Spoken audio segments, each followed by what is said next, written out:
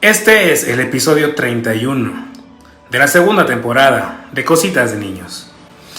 El pasado 10 de septiembre conmemoramos el Día Internacional para la Prevención del Suicidio, un tema que el último año ha tenido todas las condiciones para presentarse de manera más frecuente, pero que no es un tema nuevo.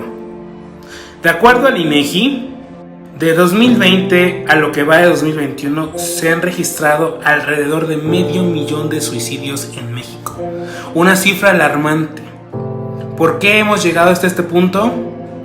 Quizá porque no tocamos el tema, porque no hablamos de ello, porque hablar del tema es prevenir.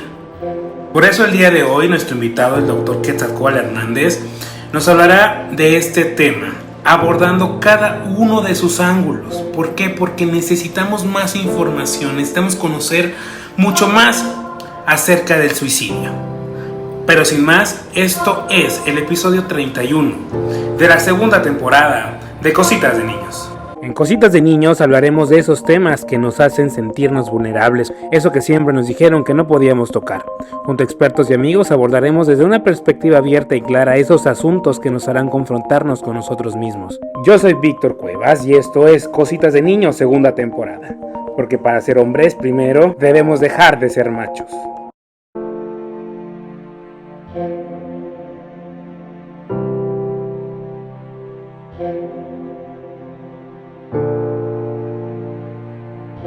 Bienvenidos a un episodio más de este especial sobre depresión, ansiedad y suicidio. Y bueno, en este episodio tenemos a un gran invitado a quien quiero agradecer su tiempo, doctor Quetzalcóatl, presidente de la Asociación Mexicana de Suicidología. ¿Cómo está? Bienvenido. ¿Qué tal? Un gusto estar con ustedes y pues no solamente desde la coincidencia de la Asociación Mexicana de Suicidología, sino primero pues como ciudadano y como hombre. Y yo siempre he creído que este tema o estos temas pues tienen que ver en que no solamente porque somos hombres o somos mujeres o igual también desde más allá incluso del mismo binario, sino porque somos parte de una familia, porque somos el amigo de alguien más, porque somos el hijo de alguien, porque somos papá de alguien más. Y finalmente pues estos vínculos o estas relaciones que forman este tejido social que mucho se ha lastimado desde estas prescripciones de género y que desde ahí, más allá de lo que profesional, económicamente o académicamente podamos estar cada uno de nosotros o de nosotras. Y para empezar, creo que tenemos que irnos al origen y demás. ¿Qué es el suicidio para, bueno, quienes no, digo, tenemos como este concepto normal, este concepto común, pero en sí, ¿qué es el suicidio? Bueno, yo creo que el fenómeno, la problemática del suicidio, además de tener una naturaleza muy compleja, forma parte de nuestra condición humana. ¿En qué sentido? Que las personas somos capaces cognitivamente y evidentemente en lo conductual de pensar en nuestra propia existencia y también en nuestra muerte. Y en ese recorrido cognitivo que tenemos, pues está desde la resistencia a la idea de la muerte, es decir, creo que no es un tema que, por ejemplo, uno tenga presente como este de nacer para morir, que nuestra naturaleza es esa, de fenecer, sino que dentro de todo eso, pues uno quisiera que la muerte, incluida la propia, no ocurriera de manera violenta, y esto considerando o enmarcando el suicidio como una forma violenta con uno mismo, una muerte de tipo violento, que podría tener estas dos grandes rutas, ¿no? Es decir, una violencia heterodirigida cuando se trata de homicidio y una violencia autodirigida que sería el caso del suicidio. El suicidio, entonces, filosóficamente hablando, lo podríamos poner como un proceso al que todos tenemos alcance porque simplemente somos capaces de pensar en ello. Y evidentemente en la filosofía tenemos como a Camus que a mí me parece que lo pone muy bien porque incluye o abarca estos temas éticos, estos dilemas bioéticos alrededor de la propia muerte, y donde finalmente acá nos dice, pues bueno, no hay un problema pues último de la filosofía como es el pensar en nuestra propia existencia y el decidir sobre de ello. En términos de salud, pues el suicidio lo caracterizamos como un problema de salud pública porque mucho más allá de este evento que pudiera ocurrir en una familia, que podríamos incluso considerar como una entidad o una experiencia privada, íntima, en realidad casi nunca lo es así, porque obviamente una muerte por suicidio, que además de hacer una muerte violenta por ser una cuestión autodirigida, pues en la gran mayoría de los casos suele ser una muerte muy temprana, ¿no? Y en este sentido de salud pública, pues las muertes tempranas son situaciones que afectan a una comunidad y a una población porque en primera no tenían que haber ocurrido y segunda porque entonces suponen una vida tanto en cuestiones de tipo emocional, familiar, personal y también por supuesto de tipo económico, donde esta vida deja de contribuir obviamente al dinamismo de una comunidad, ¿no? Cuestiones que, por ejemplo, Durkheim, este sociólogo francés del siglo antepasado, que a mí me parece que es buenísimo rescatar porque Durkheim hablaba de este sentido de pertenencia y cómo obviamente cuando las personas perdemos este sentido de pertenencia, desde la pertenencia en general a este mundo, a este momento histórico, social, económico, hasta evidentemente estas pertenencias que son muy fuertes, son muy poderosas, como lo es con la familia, con los amigos, la pertenencia que nos da el trabajo, la actividad a la que nos dedicamos y finalmente pues también, aunque desde la sociología, pero que obviamente no está lejana de la psicología en términos de la pertenencia con uno mismo, ¿no? Y que por ejemplo en un carácter máximo lo tenemos en la esquizofrenia, que si etimológicamente lo analizamos, esto de escindir, es decir, de perder contacto con la realidad, pues también incluye esta pérdida de pertenencia. Y en términos pues mucho más actuales, hay toda una corriente que ya va a cumplir cerca de una década, desde algunos primeros escritos hasta otras cuestiones ya más elaboradas, que identificamos como una suicidología crítica. Y esto es bien interesante porque la suicidología crítica nos dice, tenemos que aprender de todos estos países de primer mundo con una estructura de salud pues relativamente formidable, como por ejemplo lo podríamos ver en Nueva Zelanda o en Australia, que fueron los países o que siguen siendo de los países con las tasas más altas de suicidio, por ejemplo en adolescentes, hasta países que más recientemente en términos cronológicos han incorporado iniciativas nacionales de prevención del suicidio, como lo es por ejemplo Estados Unidos. Y en ninguno de estos países, estas iniciativas nacionales de prevención del suicidio, que están cimentadas en la parte de la psicopatología, de la psiquiatría, ha impactado. Es decir, con todo y que, por ejemplo, existen grandes contrastes como lo que tenemos en nuestro país, es decir, una psicología regulada, una psiquiatría ampliamente disponible, nada más para tener una idea. Mientras que, por ejemplo, en Estados Unidos podemos tener estados como el más pequeñito, que es Rhode Island, que es un estado de la costa este, con una población de menos de 1 millón de habitantes. Para ese 1 millón de habitantes hay al menos 5 hospitales psiquiátricos, y de esos 5 hospitales psiquiátricos, al menos 2 exclusivamente para menores de edad. Entonces, repasamos. Menos de 1 millón de habitantes, 5 hospitales psiquiátricos de alto nivel, 2 exclusivamente para infantes, mientras para un solo estado, una sola entidad. mientras que en México solamente existe un solo hospital psiquiátrico para todo el país, para más de 120 millones de habitantes. Obviamente no los 120 son menores de edad, ¿no? Pero que estamos hablando pues que esa infraestructura nos rebasa. Pero ¿a qué voy con con toda esta cuestión? Desde estas contribuciones de la sociología con Durkheim o la filosofía con Camus, hasta estos aspectos de la sociología crítica, porque yo creo que el aprendizaje el tema no está o no recae solamente en aspectos biomédicos, incluido lo psicológico o lo psiquiátrico, sino que la sociología crítica le apuesta a estos componentes mucho más amplios que incluyen la cuestión de género, cómo estas masculinidades, así como dicen los chavos, estas masculinidades literalmente matan, ¿no? Y que literalmente aplica, pues, porque vemos que estos aspectos de lo difícil que es ser hombre en Latinoamérica y cómo estas masculinidades no solamente se asocian a muerte, sino por supuesto que mucho a enfermedad.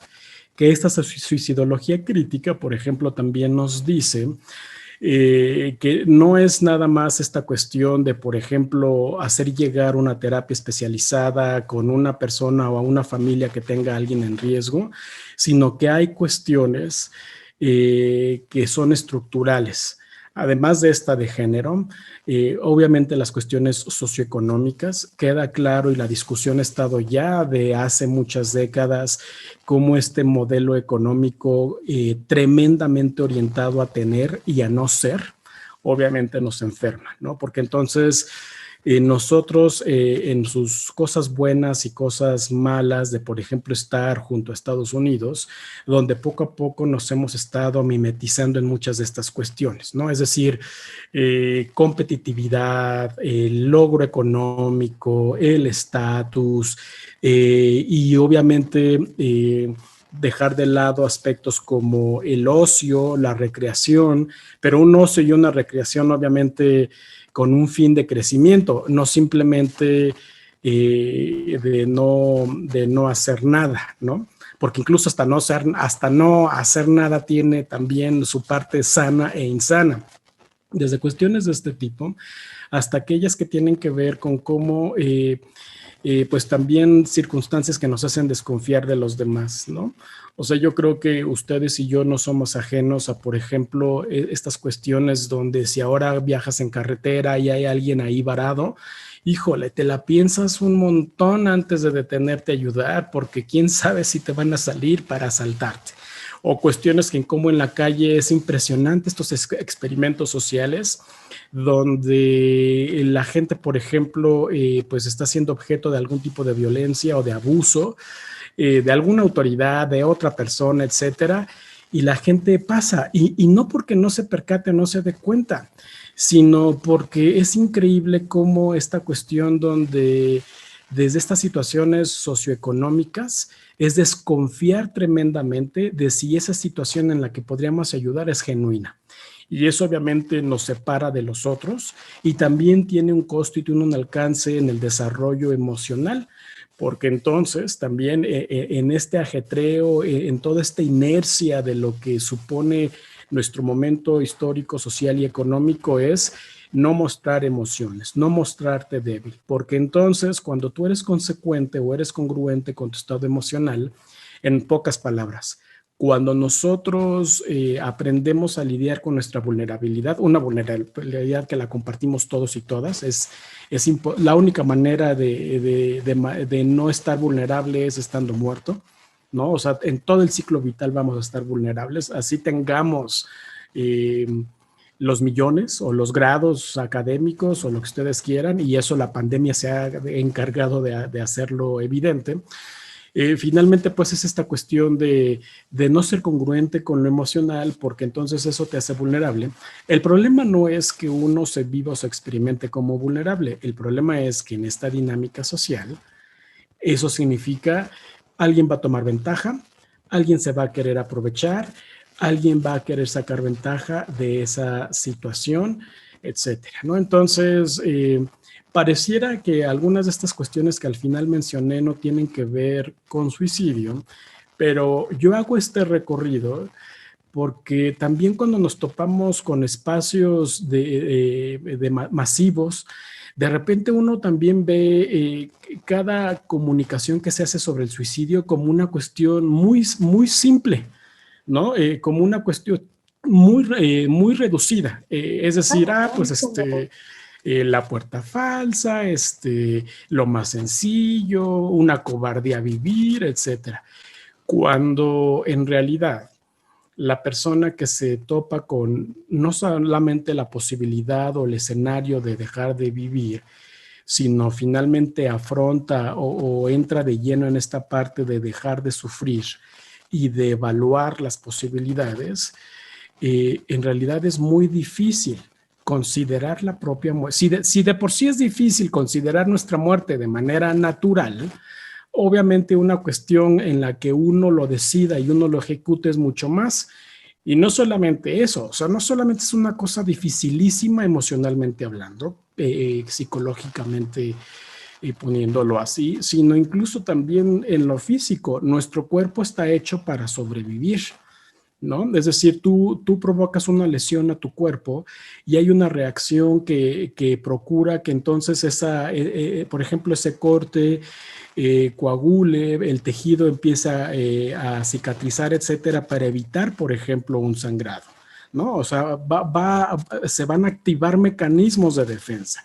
Si tú, por ejemplo, te intoxicas, la respuesta de tu cuerpo va a ser el vómito para obviamente llevar fuera eso que le está haciendo daño, ¿no? Etcétera. Es decir, y esto tampoco es una cuestión pues nada más en un nivel emocional, sino que también bioquímicamente, estructuralmente hablando, tenemos a nuestro sistema nervioso central una serie de dispositivos que van encaminados a la supervivencia, a la integridad física. Los mismos mecanismos que, por ejemplo, cuando estamos en las alturas, nos hacen sentir mal.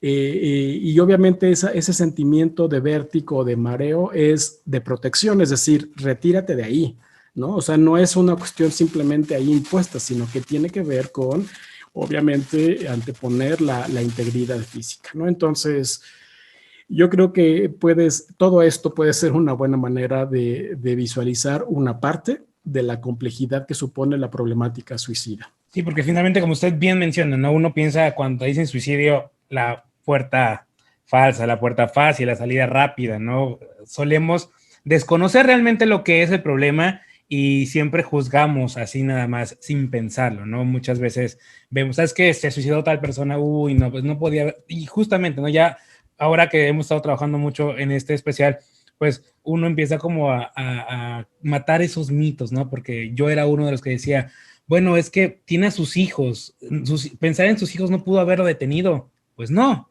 porque en ese momento esa persona está bloqueada, quizá, usted me puede confirmar o no, pero en ese momento la persona está enfocada en lo que está haciendo, no está pensando nada más que en ese momento. Yo pensaría que más bien al revés. Yo creo que difícilmente, y esto lo sabemos, no es una cuestión de opinión, tiene que ver con cómo hay en la literatura científica todo un grupo de investigaciones y de investigadores que están en este tema de conocer justo esto. Y básicamente habría dos metodologías. Una, con aquellos que no mueren, y entonces conocer, justo tratar de desmenuzar qué pasaba por su mente. Y la otra estrategia es mediante la autopsia psicológica, que es una reconstrucción de estas situaciones con los que sobreviven a la persona que se suicidó. ¿Y qué es lo que hemos aprendido? Yo te diría que es más bien incluso al revés, que justo en este proceso de mucho dolor, las personas entran en una, y eso no solamente eso, sino también, por ejemplo, desde lo que sabemos en la parte de la psicoterapia, con aquellos que finalmente logran llegar a la psicoterapia, que es otro de los grandes pendientes, ¿no? Pero ¿a qué voy? A que, por ejemplo, digo que es al revés, porque estas personas, en este proceso de dar sentido y de acomodar estas cuestiones, genuinamente consideran y evalúan que su propia muerte, aun cuando haya un proceso de dolor, de culpa, de reclamo por haberse quitado la vida, piensan tremendamente en todos. Y entonces es una cuestión en la que, por ejemplo, es pensar en los hijos, en los hermanos, en la pareja, en los compañeros de trabajo. Entonces, de algún modo heredamos esta visión, creo que podría aplicar a lo mejor en algunos, porque por ejemplo desde Durkheim, que lo ponía como este suicidio egoísta, ¿no? En esta clasificación que Durkheim hacía de suicidio anómico, altruista, egoísta y otros más. Pero en realidad, pues lo que sabemos es que no, prácticamente no ocurre así, ¿no? Y se me olvidó una tercera estrategia por lo que no es opinión, porque otra fuente que también se ha estudiado ampliamente, incluido en México, es decir, muchas de estas cuestiones no solamente son temas que hemos importado de otros países, sino que también se han investigado acá en México, es el tema de las notas póstumas. Y las notas póstumas, que van desde una nota hasta cartas, casi nunca son comunicaciones desde lo individual. La comunicación individual sí se resalta desde un sentido de nadie me obligó, nadie me llevó a esto. ¿Sí me explico? Es decir, si hay una consideración donde no es que, por ejemplo, alguien me haya, o sea, una cuestión de cohecho o de coacción. Esa es una parte. Pero la otra, en cuanto a en quién pensó, a quiénes consideró, es tremendamente muy amplia, ¿no? Y también es obviamente no nada más es pues por saberlo, sino tiene que ver con esto que en suicidología llamamos postvención, que son diferentes acciones, incluidas las cuestiones de psicoterapia, con aquellos que quedan, ¿no? Entonces, cuando hay una comunicación de este tipo, cuando hay una carta donde se habla todo esto, pues obviamente es bien común encontrar situaciones bien complejas donde entonces, por ejemplo, las parejas dicen, quizá pude haber hecho más, no tendría que haber desestimado estas señales de alerta. Pues sí me daba cuenta que estaba aislado, aislada, deprimido, deprimida, pero pues sí, pero como ya estaba con medicamento o ya había empezado a ir con el psiquiatra o incluso en psicoterapia, pues pensé que ya estábamos como en el camino correcto, ¿no? Desde estas cuestiones hasta, por ejemplo, las que vemos, que es el caso en el que estoy yo, en mi especialidad, que es el trabajo con niños y adolescentes, donde vemos a compañeros de la escuela y el tema es me comentó, pero como mejor amigo, como mejor amiga me hizo prometer que yo no diría nada, etcétera. Y entonces son estas cuestiones donde ellos contemplan a todas las personas.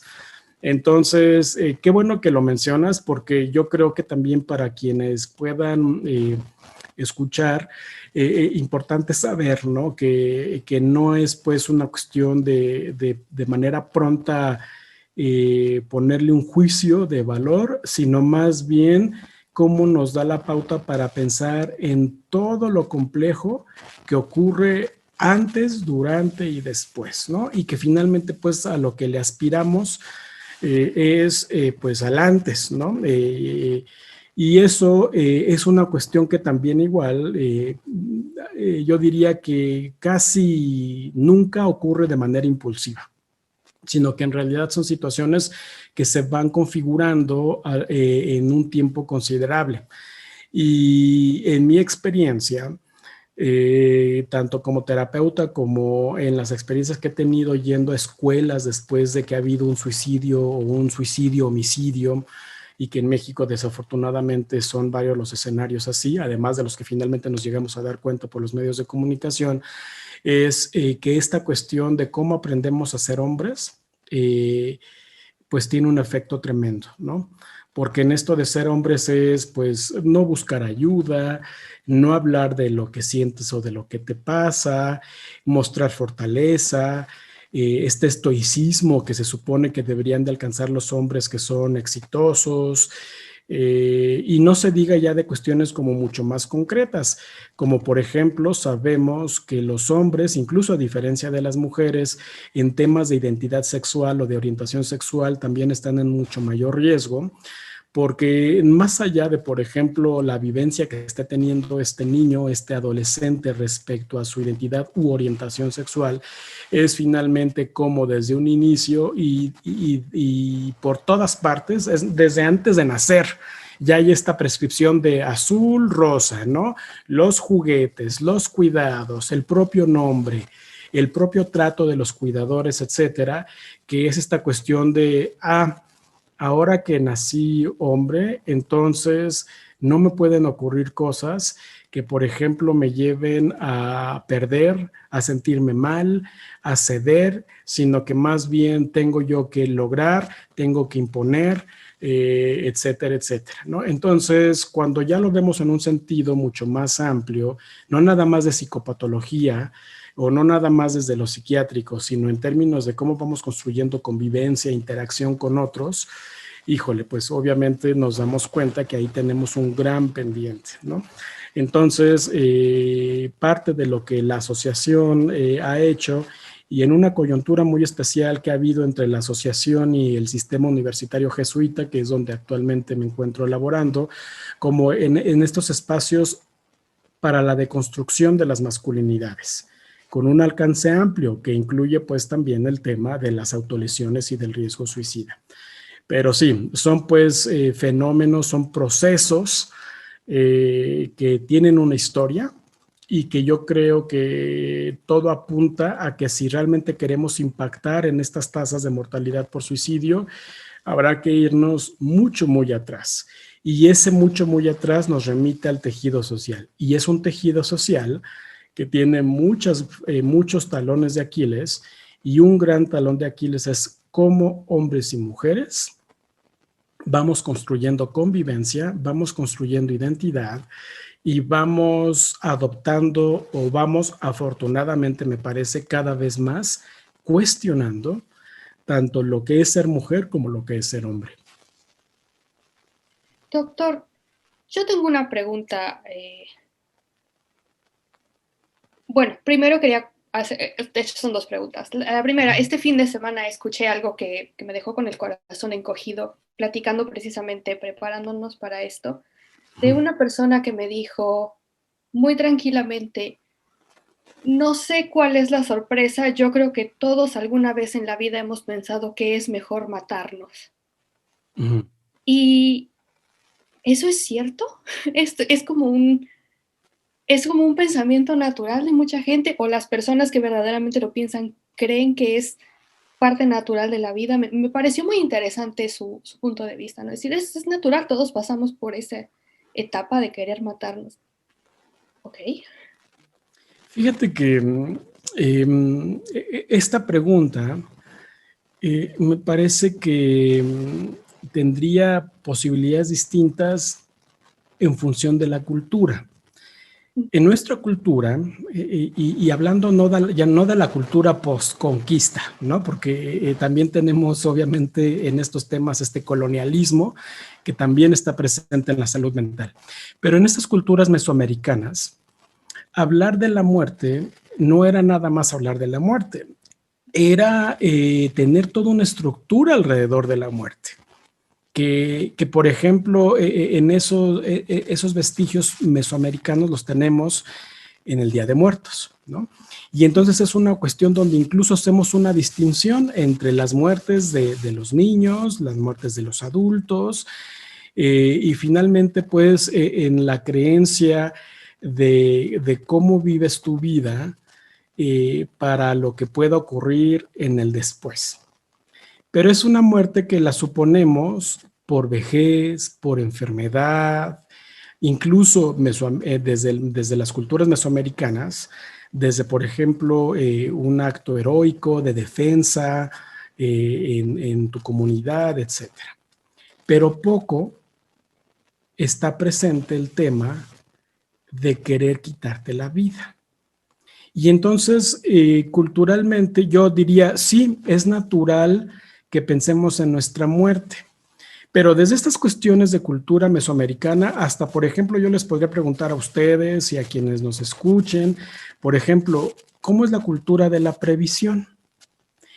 Y tenemos ahí un conflicto, sí, porque entonces, por ejemplo, ¿cuántos papás en la sobremesa abrirían el tema de qué se hace cuando yo muera? Porque las reacciones son: no te pongas así, qué intensidad, qué manera, y tú obviamente, o sea, buena. nos va a caer mal la comida, por decir algo. Porque entonces estas cuestiones no, o sea, no me hables de eso, no quiero pensar en tu muerte, ¿no? Hasta las cuestiones, pero finalmente, pues en este tema de fenecer, también está la cuestión de nuestra propia muerte. Porque así como, por ejemplo, podríamos tener una idea romántica de a mí me gustaría dormir en mi sueño cuando sea viejito y que haya visto, convivido con mis nietos y me haya logrado, bueno, está bien. Pero también igual, por ejemplo, nosotros tendríamos que repasar no sé si coinciden que no sé si de sobremesa, pero sí en la familia tendríamos que pensar en, oigan, ¿cómo va a ser la respuesta ante una muerte violenta? ¿No? Por ejemplo, ¿qué ocurre si de repente yo salgo de mi domicilio y me atropella alguien? Y es una muerte violenta y es una muerte temprana. Desde cuestiones así hasta cuestiones que tienen que ver con, por ejemplo, con violencia y muertes que, por ejemplo, yo creo que dentro de todas las muertes o todas las no existencias, por ejemplo, en nuestra cultura con las desapariciones, ¿no? Que son de las más difíciles porque finalmente no lo puedo dar por muerto, no lo puedo dar por muerta, pero tampoco puedo cerrar cosas. Sí me digo, ya es otro tema, ¿no? Pero lo que voy es, yo sí creo que es natural pensar en la muerte. Y yo sí creo que tenemos como seres humanos la capacidad de diferentes escenarios. Si te fijas, ahorita estamos repasando diferentes escenarios que puede que no nos angustie o no nos impacte tanto porque el contexto, la circunstancia es, nos reunimos para hablar del tema, tiene un sentido o va a tener un componente académico, etcétera, etcétera. Pero no tendríamos que esperar a que solamente sea desde un espacio así, sino que en realidad esto también ocurre en lo individual como en lo compartido. Yo creo que se vuelve un tema problemático cuando a partir de la posibilidad de quitarme la vida, incluso hasta de quitarle la vida a alguien más, porque también ahí incluye la cuestión homicida. Es decir, todos en algún momento, simplemente porque tenemos la capacidad cognitiva, podemos plantearnos un escenario donde yo le quitaría la vida a alguien más, ¿no? Pero obviamente esto, el que nosotros lo pensemos, no significa que lo vamos a actuar, no significa que va a transitar a un plano conductual, ¿no? Aquí entran, poco a poco se van incorporando otras cuestiones, porque por ejemplo yo diría, no sé si quizá a lo mejor a ti te estremeció, en el sentido de cómo, por ejemplo, contigo misma o con otras personas, podría haber elementos que si yo le empiezo a indagar, podrían, por ejemplo, ponerme muy triste y decir, bueno, me voy a topar finalmente con motivos para morir, pero también hay razones para vivir. Y yo creo que una persona, conforme va avanzando en la vida y va teniendo esta madurez emocional, se da cuenta que todos y todas en nuestra historia es natural tener motivos para morir, ¿no? Porque corresponde a cómo la historia natural de los individuos incluye la frustración, incluye la pérdida, incluye el no haber alcanzado cosas, pero que también en esa construcción y en esa historia hay razones para vivir.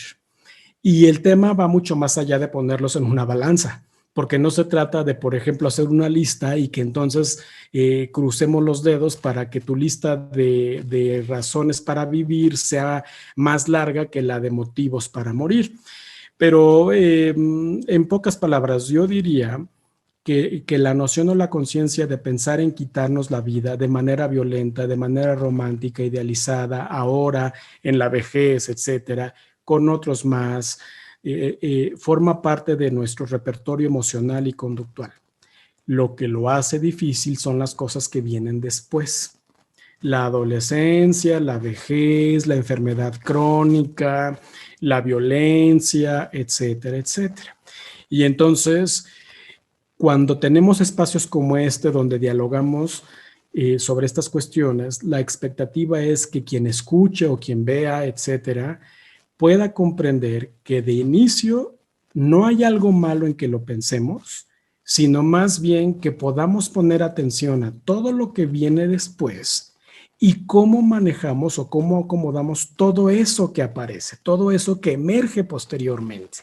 Y que no necesariamente, también es importante y pertinente decirlo, no necesariamente será desde un proceso psicoterapéutico, porque en realidad para la gran mayoría de las personas es un proceso que tiene que ver con nuestra identidad, nuestra espiritualidad, nuestras redes de apoyo, etcétera, ¿no? Entonces, pues bueno, igual que otros procesos, es decir, todos obviamente pasamos por un proceso donde justo, ya voy a compartir aquí algo personal que no es tan grave, ¿no? Porque yo creo que a todos nos ha pasado, pero justo hace unos días y ahora que ya de la universidad salimos a vacaciones, pues coincidimos de manera virtual con varios amigos y que ya teníamos mucho tiempo que no nos veíamos. Cuando dimos cuenta ya eran las 5 de la mañana. ¿No? Y eso, oigan, no, pues ya hay que irnos a dormir, ¿no? Estuvo muy buena la plática, nos pusimos al tanto, etcétera. Pero, ¿cuál es la parte que quiero señalar? Esto fue hace una semana. A mí me tomó un par de días, si no es que más, reponerme de la desvelada. ¿A qué voy?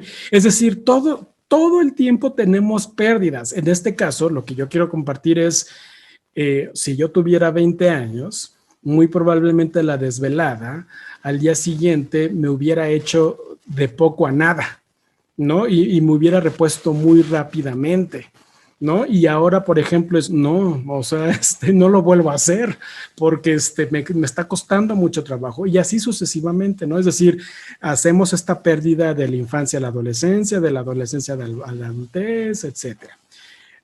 El problema no es envejecer, por ejemplo, o la parte de morir. El problema cuáles son estos esquemas que tenemos asociados, ¿no? Y entonces, pues, por ejemplo, para mí no hay mayor relevancia en que me esté quedando sin cabello y en mis canas y demás, porque el tema es, bueno, pero es que esto es un proceso en el que estas canas tienen muchas muy buenas historias asociadas a, ¿no? Entonces, son estos esquemas de cómo vivimos estas pérdidas que finalmente pues vamos teniendo todo el tiempo. Y la segunda pregunta, bueno, yo soy muy abogada, digamos, en el caso de los pacientes muy graves y este tipo de situaciones que son muy complejas, tanto mental como físicamente, de tratar y buscar también cuidado para la persona que da cuidado o las personas que están alrededor de la persona que está llevando un proceso. ¿Qué pasa con las personas que estamos alrededor de una persona potencialmente suicida? ¿Debemos nosotros también de llevar un proceso junto con esta persona? Yo veo que en muchas ocasiones, pues ya tú estás en terapia o en lo que estés y muy bien, qué bueno y échale ganas, ¿no? Y cómo podemos ser un mejor acompañamiento o un soporte para esa persona que ya detectó que tiene problemas y que está tomando la iniciativa de decir, voy a tratar esto de una forma u otra. Bien, bueno, este tema me gustaría poner un ejemplo que también igual pueda ser de mucha utilidad, específicamente en el trabajo con niños y adolescentes. Hace varios años, hace casi ya 10 años, alrededor de 10 años, la Organización Mundial de la Salud comisionó a un par de ilustradores y animadores en Australia un par de videos donde justo era como abordar estas situaciones. El primer video tenía que ver con cómo las personas podían comprender mejor una de las situaciones comúnmente encontradas en el riesgo de suicidio, que es la depresión, son los trastornos del estado de ánimo. Entonces, tenemos esta animación de yo tenía un perro negro, ¿no? Y entonces esta animación comisionada por la OMS ayuda a las personas a que, por ejemplo, comprendan que podemos tener desde, y no quiero yo aquí ser prejuicioso de las razas de perros, ¿no? Pero podemos tener desde un chihuahua hasta un rottweiler, ¿no? En términos de dimensión, de fuerza física y obviamente también de agresividad, ¿no? Y reitero, no porque yo piense y ni nadie pensemos que los perros en sí o solitos sean agresivos, ¿no? Pero recurren pues a este elemento para decir, bueno, a veces tu perro es el que va a tener el control, ¿no? Pero es tu perro, no tu persona, ¿no? Es decir, no es que tú seas la mala persona, es que hay un perro que puede ir creciendo en tamaño y que, por ejemplo, de entrada, date cuenta que lo puedes traer con una correa, que le puedes enseñar incluso hasta trucos, que le puedes tú enseñar que es importante que haya un entendimiento entre tu perro y tú.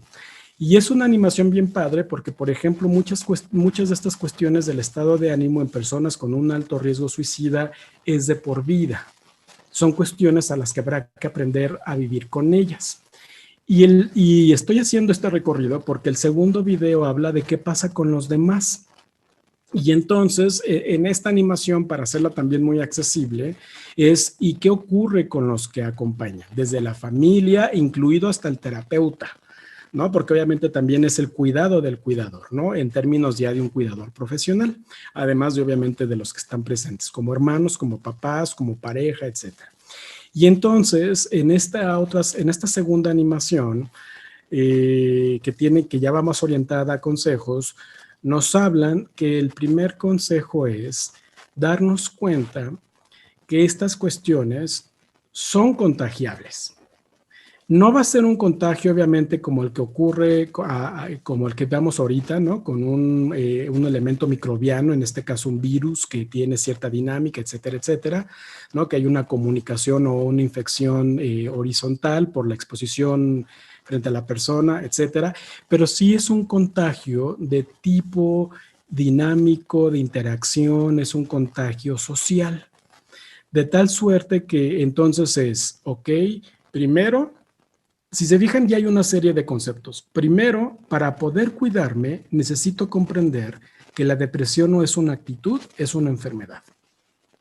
Y que, por ejemplo, así como otras enfermedades, si yo no me cuido, también la puedo contraer. ¿En qué sentido? Poco a poco, yo también voy incorporando estos esquemas de pesimismo, de desesperanza, de alienación, etcétera. Entonces, ese es el primer sentido del cuidado con los demás. Si yo no comprendo y no incorporo que la depresión es una enfermedad, no la voy a ver como tal. El otro aspecto es que entonces necesito yo desarrollar un esquema de cuidado. Ese esquema de cuidado, voy a poner una situación igual o una situación concreta. Un esquema de cuidado donde, por ejemplo, si yo tengo a un hijo o una hija que se hace daño y que hacerse daño, por ejemplo, es, pongámoslo así, de poca letalidad, que mi respuesta no va a ser la de, entonces habrá que incrementar las sesiones de terapia, o entonces, o molestarme o enojarme y decir, ya no vas a tener este regalo, no vas a hacer esto, sino la estrategia de cuidado es, yo necesito comunicarte que ante una acción de daño, yo voy a responder de la manera más contundente posible. Por lo tanto, yo voy a llamar a los servicios de urgencias. Porque yo te voy a comunicar que aunque a mí no me toca ni nos toca discutir si es de baja letalidad, sino yo voy a atenderlo como una emergencia médica. Es decir, así como podemos integrar que la depresión es una enfermedad, ahora incorporamos que un intento de suicidio es una emergencia médica, igual que, por ejemplo, si te caes y tú no dices, vamos a explorarte a ver si no tienes una fractura. No es una fractura expuesta, pero vamos a ver si me explico eso. A ti no te toca eso, a ti no te toca averiguar si es un esguince, si es una fractura así muy delgada. Yo voy a llamar a los servicios de salud y ellos te van a llevar y ellos son los que van a saber qué hacer al respecto, ¿no? ¿Por qué menciono esto? A partir de estos dos trabajos de animación comisionados de la OMS que incluyen el cuidado de los demás. porque entonces nos topamos con situaciones donde es el regaño, el castigo, el reclamo, el enojo, que lo vemos por todas partes, ¿eh? Desde cómo reaccionan los papás, los hermanos, los amigos, hasta cómo se reacciona en redes sociales. Si ustedes hacen cualquier búsqueda de cualquier historia de alguien que amenaza con lanzarse de un puente, ¿no? O que lo hizo, que sobrevivió, murió, la trayectoria que haya sido, y ustedes leen los comentarios, el 98-99% de los comentarios van a ser de mucho enojo. Ni para eso es buena, quien realmente lo quiere hacer lo hace, y obviamente, y no solamente es eso, sino es el enojo lo vemos en todas las palabras altisonantes, ¿no? Es decir, es increíble la reacción. ¿A qué voy con todo esto? A que, por ejemplo, el cuidado es, yo no me voy a desviar interpretándolo, yo no me voy a desviar, ni vamos a confundir, ni vamos a promover que siga ocurriendo. Yo te voy a comunicar que yo voy a tener, en la medida de lo posible, el interés de atenderlo como cualquier otra emergencia médica. Y tú necesitas saber que con esto no se juega. Y tú necesitas saber que yo no lo voy a minimizar, que yo no voy a simplemente decirlo, bueno, ya lo vamos a incorporar en la dinámica, ¿no? Ahí viene otra vez el episodio de crisis, que después cruza o se traslapa con otras cuestiones que luego son muy lamentables, es decir, está manipulando, está chantajeando, no lo va a hacer, etcétera. Pero perdemos de vista que detrás de todo eso hay una persona que está sufriendo, que no sabe cómo pedir ayuda, que recurre a muchos artilugios para sobrellevar la situación y que todo eso, por supuesto, que afecta a los demás. Afecta al maestro, a la maestra de ese niño, de esa niña, obviamente a los hermanos, a los vecinos, no se diga a los papás. Son alcances y son interacciones que tienen un nicho en la escuela, en la familia, etcétera, y que también yo creo que es una muy buena observación, porque por supuesto que también incluye el cómo me voy a cuidar yo de eso, ¿no?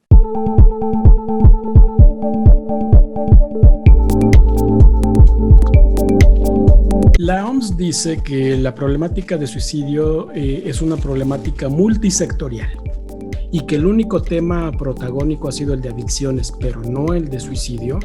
Finalmente este año, en todo el recorrido de lo que es la propuesta de una iniciativa y de una ley, se gesta y se aprueba en el Senado de la República la Iniciativa Nacional para la Prevención del Suicidio.